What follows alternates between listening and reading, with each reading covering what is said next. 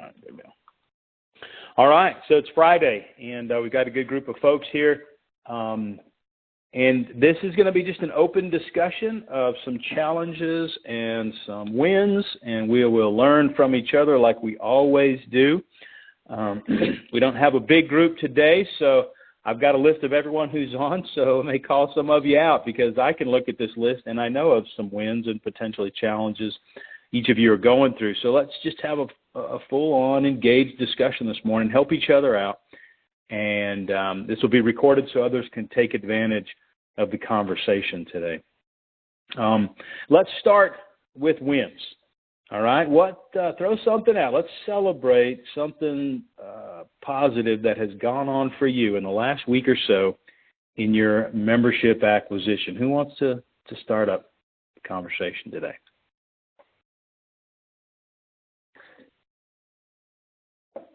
Don't be shy.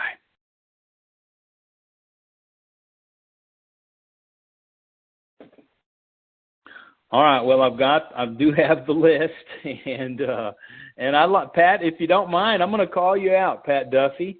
We're thrilled to have you on from across the Atlantic, and you just submitted a member application. And for me, that's always a win, and it's always helpful for the rest of us to just hear how that person came to join TAB. Short process, long process. You had to track them down, or they tracked you down. You want to tell us about that, Pat? Sure. Happy to, Phil. I basically bumped into these two people at a network chamber event in Dublin Chamber. PJ asked me to step in and help him out with an event he was running. These two guys turned up and I started talking to them. So it turns out one of them lived about 10 miles away from me here in Athlone, and we got talking. And I didn't realize that at the time. He clocked, I was a neighbor of him before I clocked. We were close together, but so I had no idea that these guys were ever going to turn into a customer of mine because they were in the Dublin area. And as we got talking, I realized these guys are in an industry I knew something about, and I kind of almost teasingly went into some detail with them, and they were impressed with the conversation. So when I proposed to this other guy, well, I'll tell you what, since you live in Moat, and he finally contributed to me that he actually lived in this town, I said, right, let's have a one-to-one cup of coffee. Fixed a date with him, and that was it. So that set up a discovery meeting with him. We hit it off, and then he said, right, to take this forward and to do this properly, we did a full RFA with his brother and himself in another Midland town, which is 75 miles away from where I live. And we sat down and we did a really textbook RFA and went through the full 22Q. Identified the pain points. That there were two basic pain points in the business. One, they had more than themselves owning the business, and two, they had problems with their sales pipeline. We talked about that, and we structured an approach to that. And then they said, "Well, hang on, we need to pause here." I did the textbook close conversation, and I thought I had them closed, and they said, "Hang on, we need to pause." And at that point, I thought I'd lost them. So I paid for the coffees and I made sure I did everything right, and I shook hands with them and I wished them well, walked out the door thinking I'd lost the deal. And I got a call that evening at 4:30 or about 5:30 from the guy, and he said, actually we went away, had to think about it, and we really are very impressed with your knowledge. So they said they'd like me to sign them up. And I actually got the signed contract today because it was done over the phone. So that's why I got the application in this morning. Got it. It was about the pain points, getting the pain points right, and also I think my domain knowledge. Basically, I come from an industry which is very similar to what these guys are doing, so that helped me get it over the line and do it. Very good, very good. Any follow-up questions for Pat? I've got a couple thoughts, but anybody from the group? Can you be specific to some of those pain points that you discovered? Well, specifically, the ownership structure. I was able to point out to the two guys, there are two brothers, and they own 50% of the business between them. Just over, it's 51% they own between the two of them. So they had other partners in the business who were contributing, and it's a reasonably high revenue per employee business. It's a good high-end business, but the other partners may not have the same perspective on the business and the same perspective on priorities that they would have. and the deep understanding that they had as owners wasn't translated into the behaviors that they wanted from the other guys. And I very quickly got to that. So I could see it by doing my research, by looking them up on what we have here is a due deal system, which allows us to figure out what the ownership of the businesses was. I went into that meeting knowing this is there. Awesome. Excellent. I don't know if that answers Anyone your else? question. Yeah, that did. That was good. Yeah. Anyone else? This is Kevin from Las Vegas. I'm on the call. Oh, great, Kevin. Thanks.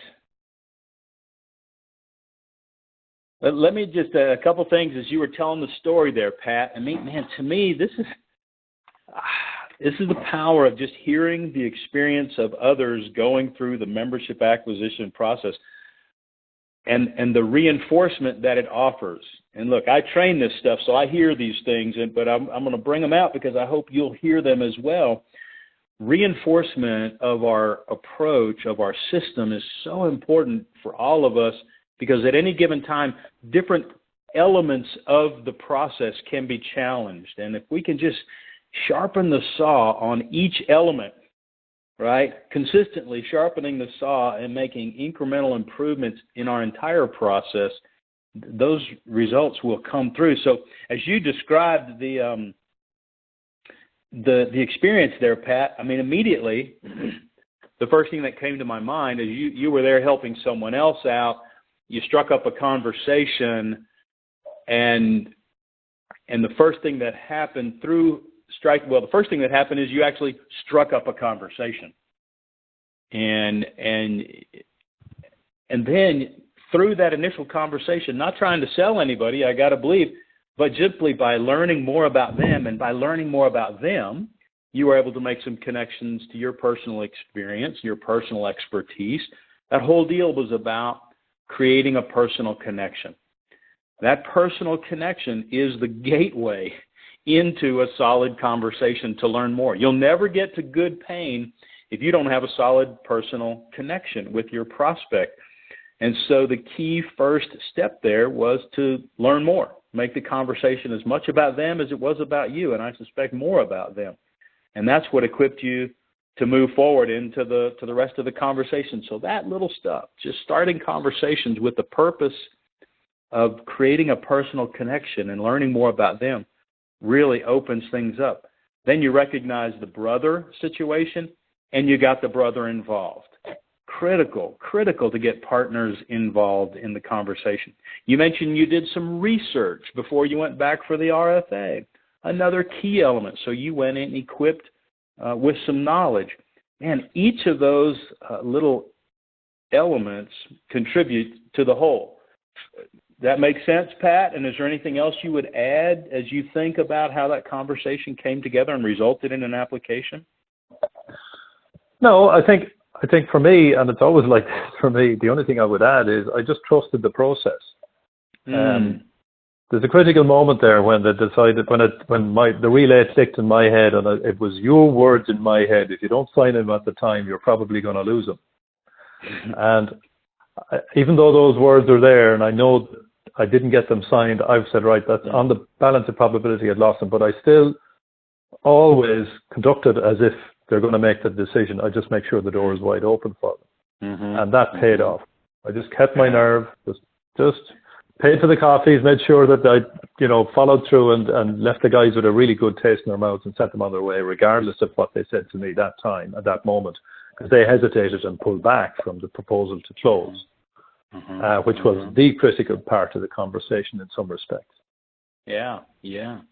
I'm curious, Pat, when you did walk out, before you walked out, and after you paid for the coffee or before, did you have an agreed upon next step? Did you have a call scheduled, a follow-up conversation of some sort? I did. Okay. I had a secured commitment. Yeah. So the guy I signed had a secured commitment with me. I will call you before end of business today with a decision. Perfect.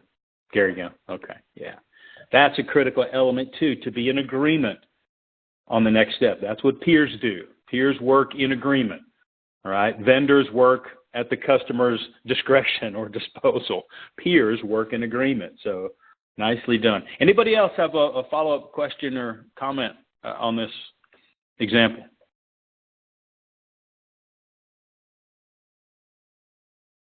All right, very good. So I want to just check before we keep moving. Anyone else? Kevin, got your name. Thanks. Anyone else on the call whose name I haven't picked up?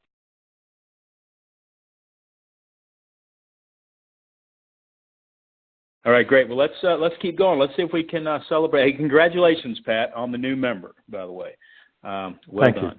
Well done. Anybody else who's got a win they'd like to share? Yeah. I don't know that it's a celebration, but it's somewhat of maybe in some form. Maybe that's super optimistic. I would call it a celebration. But we 3 weeks ago we celebrated because we had established our KPIs and our leading KPIs. So the celebration would be this Monday. They really kicked us in the teeth in that our activity was down on our discoveries and on our our leading KPIs. And so I think that's a win, if you will, in that it did what it's supposed to do. it put us in gear. And really had both Kevin and I asking some questions, talking to each other, and looking at the process and where we let up. And so I think that was the win. So obviously the being down was not not a win. So. Man, Patrick, I appreciate you being willing to reveal that to us, and it is a huge teachable moment, because without the KPIs, you wouldn't have had an objective measure of that, right? Because we're busy. Yeah, and I think that's the thing is we're busy. We had two back-to-back sample boards and last week and this week, and we had 2 board meetings this week. So we're and coaching and doing all that. So we're active. We're very busy. Yep. And so I think and that's the thing but we're not busy in filling the top of the sales funnel, and that's where we. I'm going to add. Yeah. Can I jump in? Please do, Kevin. Yes. You always do. Patrick was right. Yesterday we sat across from each other and we actually kicked each other in the face of just saying, "What? Look, I mean, we basically looked at." It all starts with the calendar, right? And so what we were accustomed to for the past 3 or 4 months, it's always been my heed to caution when it comes to any break in your prospecting cycle will create a valley when it comes to your pipeline, and we definitely hit it. And so it caused me to come home last night and just really drill down on where the miss was or what happened. There had to be something significant because Patrick and I we're very, very on the KPI game. And what it was, and I'm just sharing this with Patrick for the first time. We had a couple of two things. Number one, there was some prospecting time that was geared towards events that we were having, and we had 3 or 4 major events last month, and it took really away from our true intent every day when we go in is to drive pipeline with activity. And there were like 2.5 weeks, about 3.5 weeks ago, where we did that. Focus was not there, and hence 3 weeks later, when we're looking at our calendar saying, what's going on? Where's all of our appointments? Well, that's where they were. Is we took the focus away from an intent, purposeful, daily attention to making calls out of Pipe Drive or out of all of our other lead sources. Right. Man, really good observation, and it just reinforces if we're not tracking our activity in a way that allows us to do that kind of an assessment that you just described, Kevin, you could go back and look and go, oh, we have a little bit of a valley, as you called it right now. We've got a valley.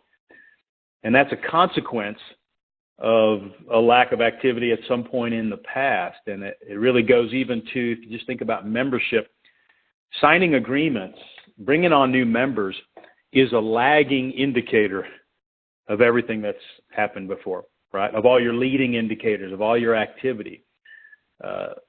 And we should be thoughtful about that. If signing agreements is not where we want it to be, we ought to look back to help us look forward, kind of back to the future. Look back at what activity level has been, both activity level and effectiveness level, that has brought us to the particular place we are now to help us change behavior moving forward, to do the leading indicators that get us to membership out in the future. Good stuff, guys. Thank you very much for being, real candid with that. I appreciate that so much. Anybody else, follow-up questions or clarifications for Patrick or Kevin, who, by the way, some of you may not know, are partners out in Las Vegas? Yeah, I would just throw in maybe it's a little bit more structured approach. I think at times we forget that what we do is a process. We think of it in terms of events, and events are in the process, if you will. I had a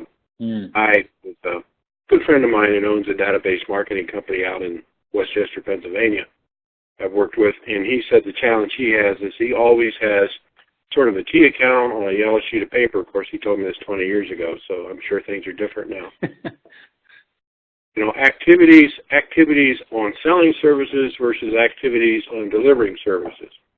And he says, I always try to balance that the best I can. He said early on in his career, he would do a major project for an individual, and, he'd drop off that last material on Friday at 3 o'clock, and he really felt good about himself till 3 a.m. Monday morning, and he'd wake up and go, oh, damn, now what am I going to do? So I just sort of look at it in terms of delivering services versus selling services, and make sure sometimes you balance one direction, sometimes you balance the other way, but you make sure that that's on that balance, if you will. It's a good point, Bob, and certainly in our business it is a balance, because membership acquisition, especially the longer we've been a TBO, the more members we have, the delivery becomes a much more significant part of our business operations, and it is a critical part, obviously, of the business operations, delivering on our commitments. That's critical to ongoing membership acquisition as well. They go hand in hand. So good stuff. I want to encourage you, because as you were describing that, Bob, it just reminded me of last week's call.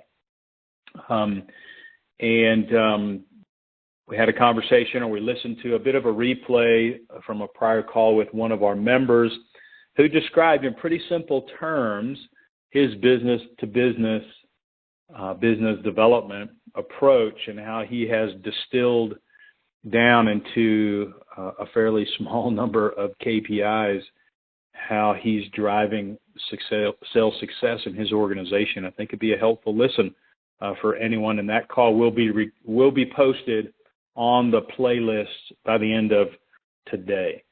So just a reminder that I'd encourage you to go listen to that if you weren't on the call last week. Hey, Phil. All right, yeah.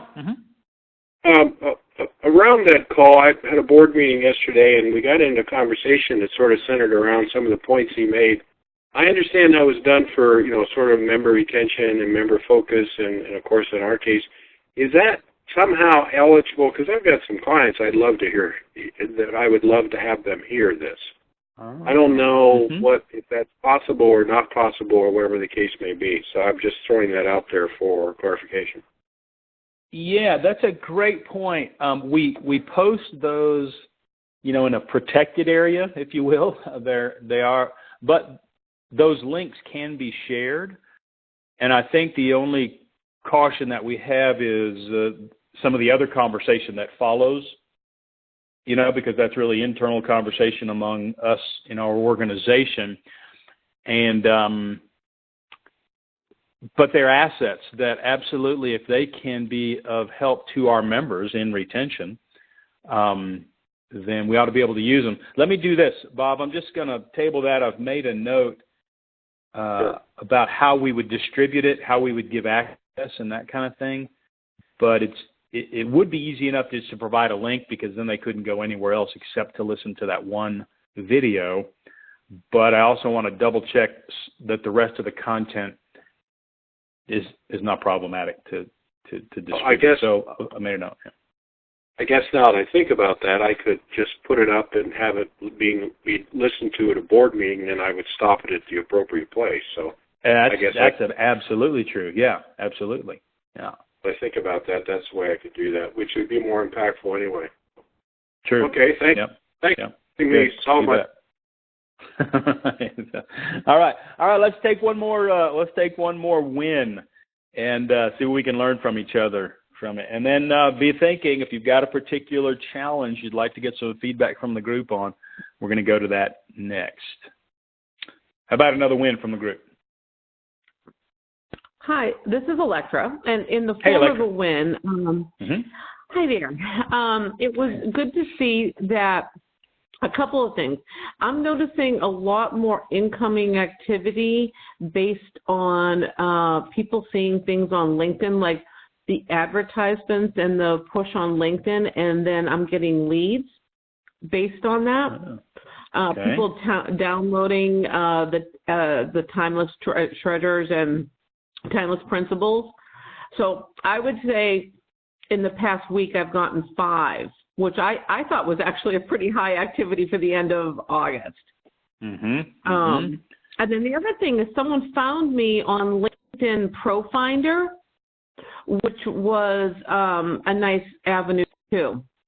So I just kind of wanted to point out some nice LinkedIn traction, but with a little bit of a twist.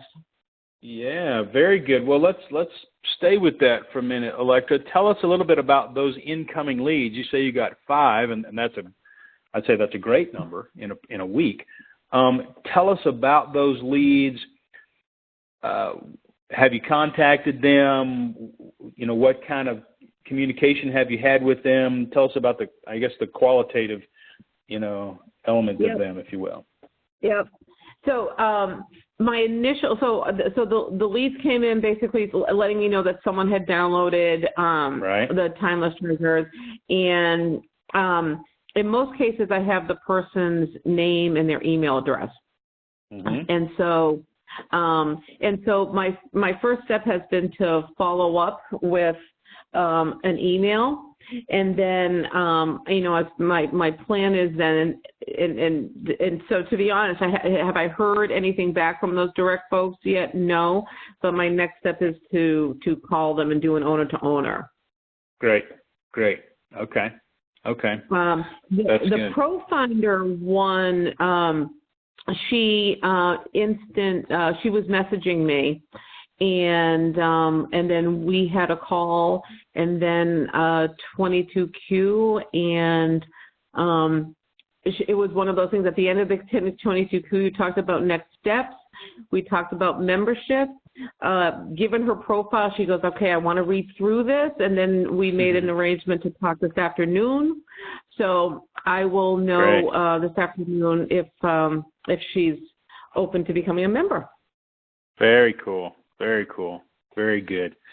Well, I think probably one of the key elements of those incoming leads is our responsiveness, to get right back to those people, because in the absence of that, if a week or two goes by, the chance of them even remembering downloading something, right? Yeah. As business owners can go away. So, yeah. Let me ask a question. Is it possible to react too quickly? Almost yes, like absolutely. A same-day reaction is too much, because I've waited a day or two, thinking you don't want them to feel as if like someone was like rating the pounds. But I'm curious if that's what the group thinks. Any thoughts from the group on that?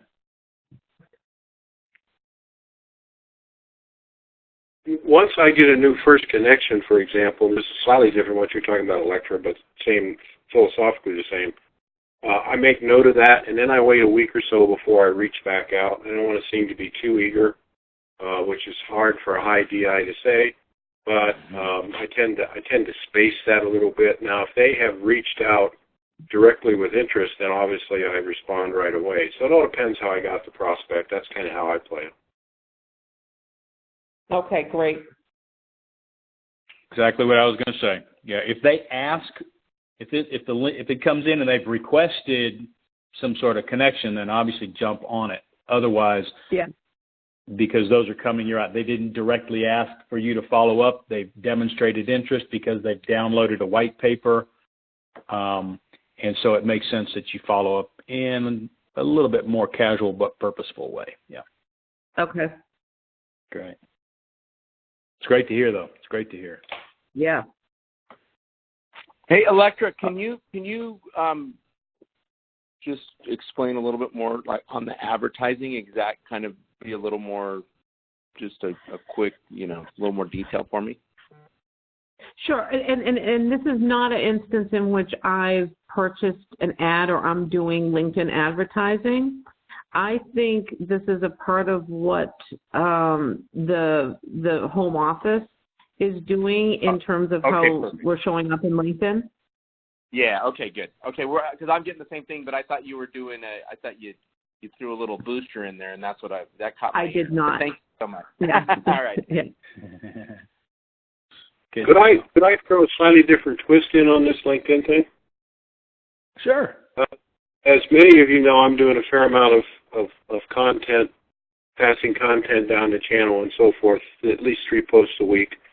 And what I've done, and this LinkedIn can suck up 24/7, 365, and suddenly you got zombie eyes. But what I do, if, for example, first thing in the morning, I'll touch, I'll look who has viewed. There's the ability you can look at who has, in terms of a business on LinkedIn Premium, you can click view on your post, and it'll show you the people who've looked at it the most, and also not the name of the person, but the company, if you will. For example, I've got a guy with a company called Biz Equity that has hit me a number of times, and not necessarily the right prospect for me. But I'll write down those companies that I don't recognize, and then I'll do a search at some point in time over a bourbon or a beer. I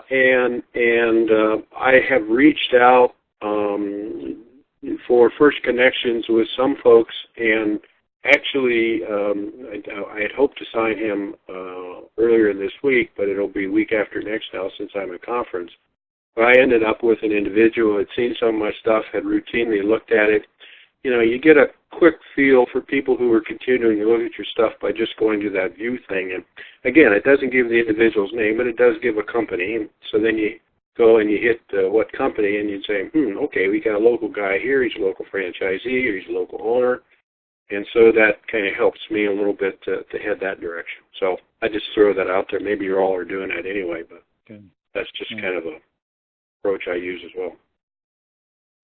Hey, Bob, I want to stay with you for just a second, because others on the call may not know. When you say your stuff that you're posting, you're doing a fair bit of video and some other things. And so, by the way, if anybody on the call is not connected to Bob, I'd suggest you send them an invite to connect so that we're all connected there. But tell us a little bit more, because my sense is that for some, they go there and they see these videos that you're posting, and they go, oh, I don't have time to do that. How's it? Well, tell us a little bit about your approach to getting those videos done. Well, a year ago in June, there was 2 young men, early 30s, approached me about coaching with them, and I said, well, they had seen me on LinkedIn. I was doing some of my own stuff at the time, badly, I might point out. And they approached me about doing some becoming coaching, and I said, well, I sort of need help with what you do. The company's called the Hard Media Group, and I said, so I'm willing to pay you X, and if you're willing to pay me Y. And they said, well, geez, you're paying us more than you'll pay us more than what we will pay you. And I said, yeah. I gave them a bit of a discount, but I've been raising since then. But what I do with them is that they do all my content. I do 2 statics a week and 1 video. I'm about to start a series of Miami Valley Business Owner Spotlights. They will show every Wednesday for the next 31 weeks. And then the static content, we don't have them all shot yet. But the static content then, they write them. Since they are TAB board members, they really get it. The guy, the one partner that writes the content for me is a student of business, and all the content you see from me, I see it for the first time when everybody else sees it. I don't review it. I don't do anything. And I think he's done some really good stuff for me in that regard. So the reason I started this was to kind of push not only the TAB brand, but more importantly for me, of course, the TAB Miami Valley brand. And so I get routinely 700-800 views almost every time. You know, some of them are my fellow TAB business owners around the country, and a number of them are my clients. Although my clients tend to, I think it helps a little bit with retention. It certainly doesn't hurt. But it helps a little bit with retention because my clients may grab onto something like, there was a video earlier in the week where I talked about hiring for culture versus hiring for skills and how to balance that, if you will. And I've seen a couple of my clients, one of which is in the executive recruiting business, and one of them who's in the staffing business. So the staffing business is predominantly hourly stuff, manufacturing services. The executive recruiter is just that. Vice presidents, CFOs, and so forth. And in both cases, they have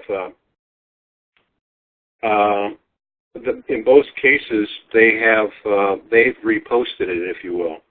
So that's advantageous, if you will, and I'm glad to help them out that way.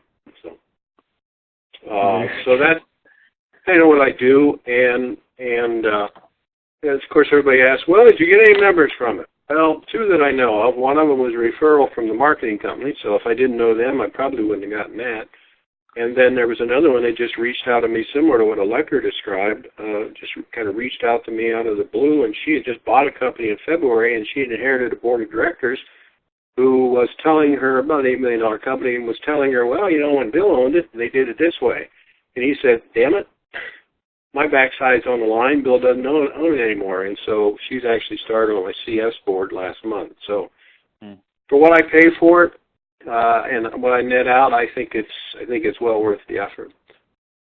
Good, very good. And you're doing a lot more than I even realized. So I'm really glad I asked the question. Anybody with follow-ups or questions, clarifications for Bob on what he's doing there?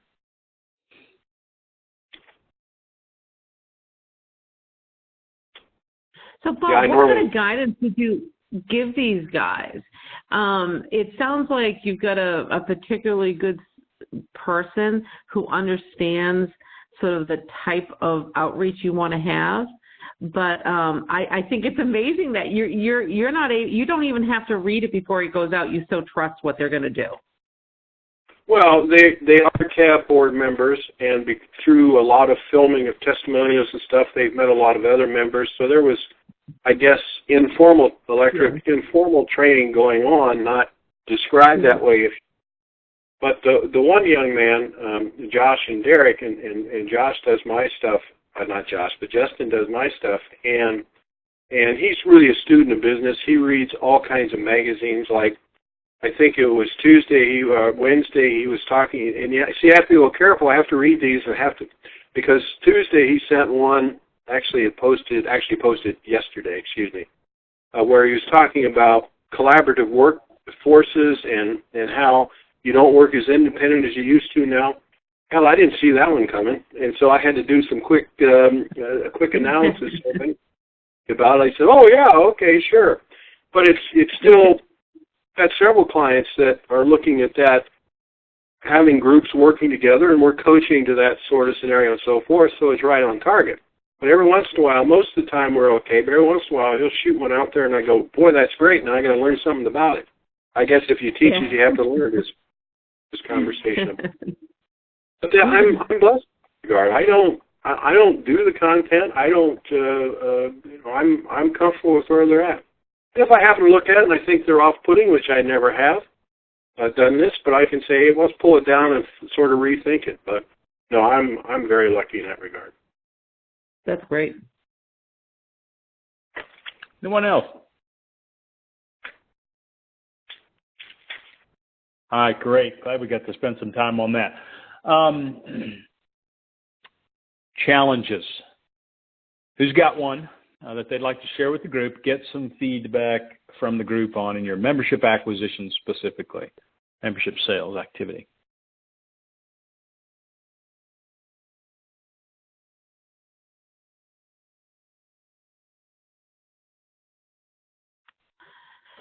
Hi, this is Electra.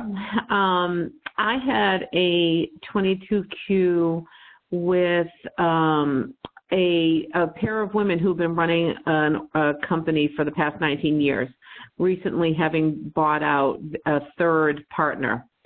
And one of so I was having a dialogue with Jill, and then Courtney's been a Vistage member for the past 3 years.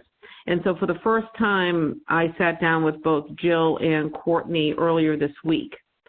Courtney is actually quite happy with Vistage. The part that she likes the best, actually, is the thing that we don't necessarily focus on, which is the speaking aspect of it, and having different speakers each month. And she actually likes the full day format. I figured, since we were talking, I think my assumption going in, which was dangerous, was that they were looking for something new because they had 3 years with Vistage. They kind of had a known quantity there. So I was surprised with how absolutely excited she was about Vistage. We did talk about some of the differences. My question is Jill does not have something. Courtney's quite happy with Vistage.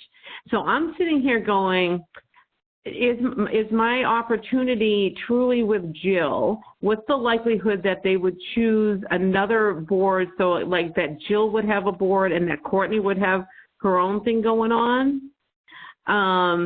And just some advice on, and I do feel like my connection is tighter with Jill.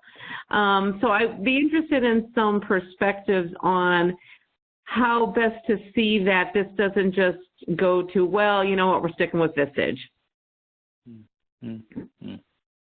Well, great question. Great, a bit of a dilemma. Have some thoughts on it. Who's got some insights or clarifying questions maybe first for Electra on this situation?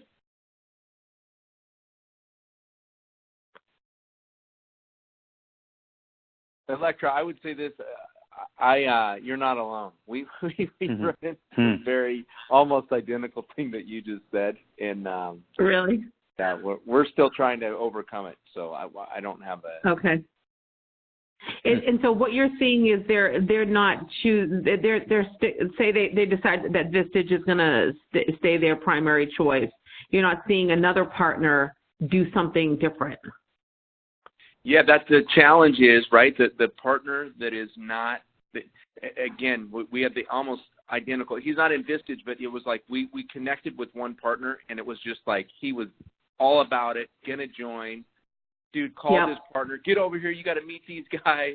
The other partner came in and just, because we had no rapport, we just spent 2 different meetings building rapport with the one guy, and so I think it was, that's the issue. At the end of the day, I think that's the issue, because I think the one that's going to Vistage, obviously she sees the benefit of it.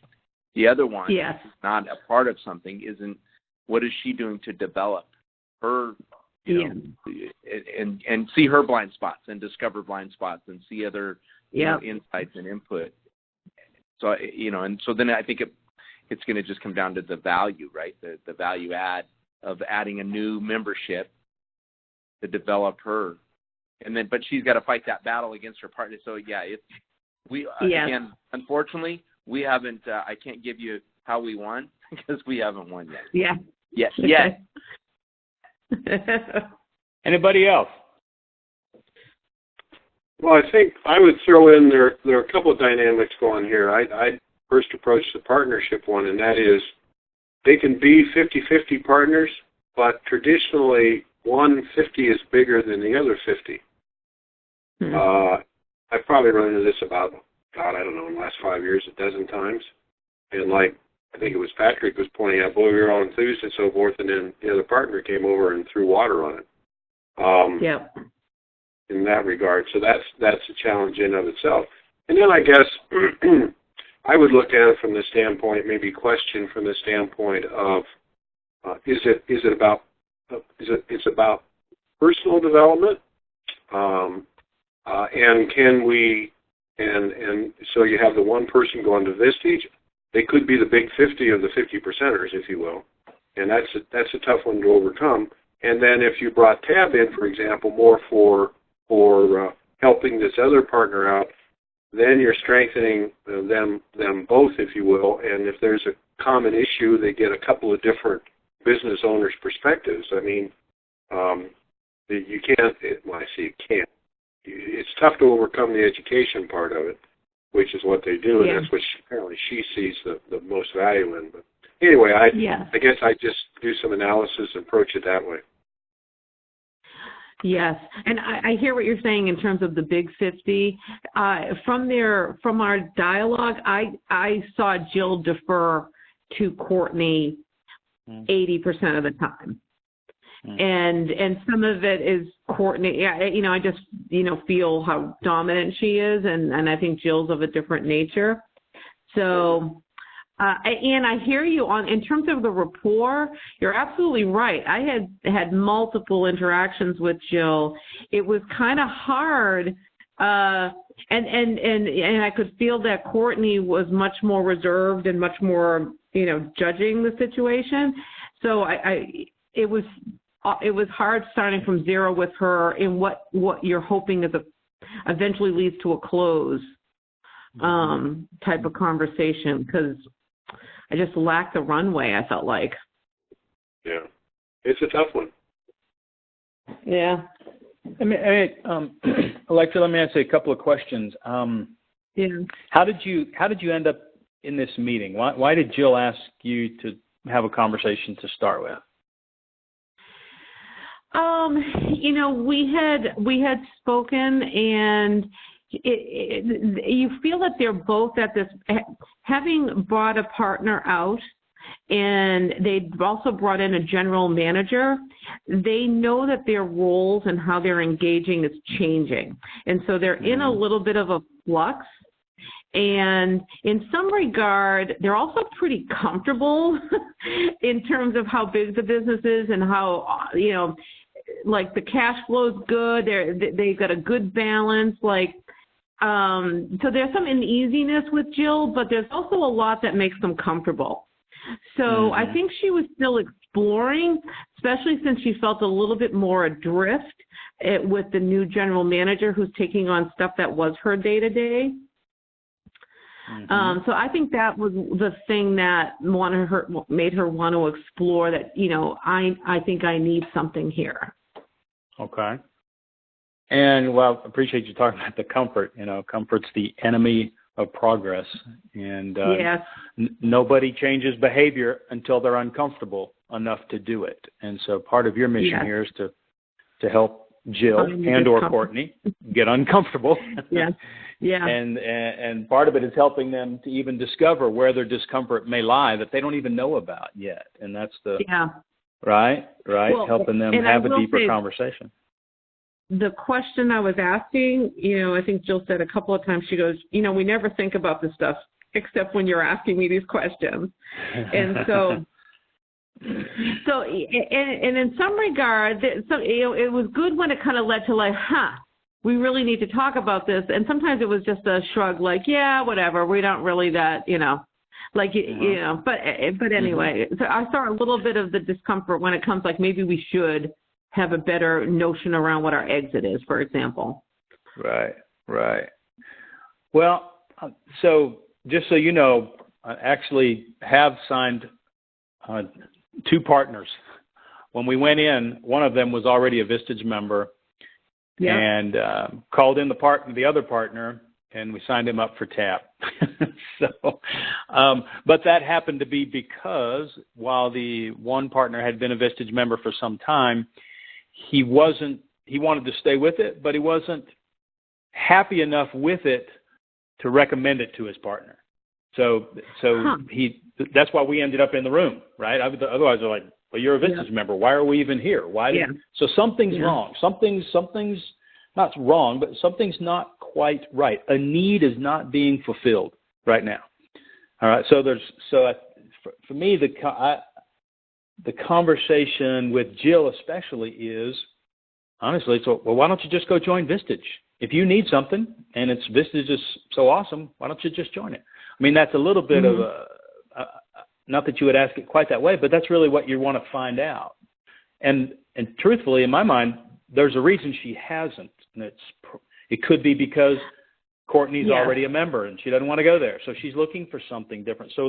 But it's really about what need is not being fulfilled and having that conversation. And that can be a conversation with both of them, because that there's a need here. And if Jill's going to be as effective a partner in this business, her needs need to be met. And Tab satisfies a different need than Vistage does. All right. So you're right. Yeah. It was kind of interesting because she spoke more frankly about her frustration with the Vistage coach than Jill did? one-on-one. Jill did one-on-one versus when Courtney was in the room. Because Courtney was very complimentary of the work they had done together, which is all good. However, I think whoever their coach is very much he wants to focus on their cash flow and things that is more in Jill's bailiwick. And I think she doesn't think that he listens to her, because he pokes at stuff that she's like, this is not an issue. And he won't leave it alone. So I think she feels like I feel her frustration on that front, which is probably why she's talking to me. That's absolutely why she's talking to you. Yeah. The fit for all of us, for every business owner, fit, if you will, matters. And we're not going to be the right fit for everyone. And Vistage isn't the right fit for everyone, nor is C12 or Executive Forums right? And the fit has to do with not only the product, and we have an amazing product, but also the coach facilitator. That's the package. And you're part of that package. And you wouldn't be in this conversation if Jill wasn't looking for something other than what she already has access to in Vistage.